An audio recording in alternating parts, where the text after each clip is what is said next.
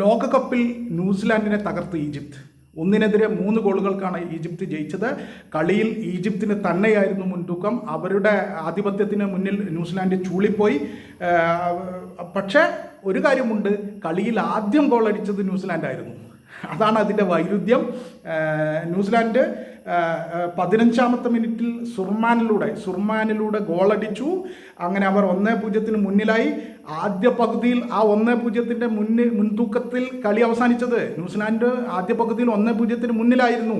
പക്ഷെ രണ്ടാം പകുതിയിൽ ഒരു രക്ഷയുമില്ലാതെ കളിച്ച ഈജിപ്ത് 58ാമത്തെ മിനിറ്റിൽ സിക്കോയിലൂടെ സമനില നേടി.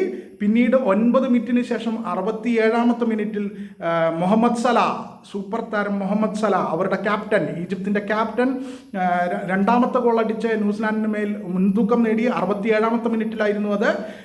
പിന്നെ 82ാമത്തെ മിനിറ്റിൽ ട്രസഗെ 87ാമത്തെ മിനിറ്റിൽ മൂന്നാമത്തെ ഗോളും അടിച്ച് കളി സീൽ ചെയ്തു.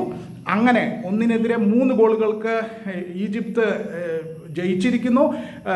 ആദ്യ പകുതി തീർച്ചയായിട്ടും ന്യൂസിലാൻഡിന് ഒപ്പം നിന്നു. ന്യൂസിലാൻഡ് 1 ഗോളിന് മുന്നിലായിരുന്നു.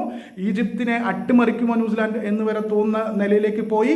പക്ഷേ രണ്ടാം പകുതിയിൽ അതിശക്തമായി തിരിച്ചു വന്ന ഈജിപ്ത് 1-3 ഗോളുകൾക്ക്, മുഹമ്മദ് സലായുടെ ഈജിപ്ത് 1-3 ഗോളുകൾക്ക് ന്യൂസിലാൻഡിനെ തോൽപ്പിച്ചുകൊണ്ട് അവർ ഈ ലോകകപ്പിലെ 3 പോയിന്റ്, പ്രധാനപ്പെട്ട 3 പോയിന്റ്, ഒരു വിജയത്തിലൂടെ 3 പോയിന്റ് നേടിയിരിക്കുകയാണ്.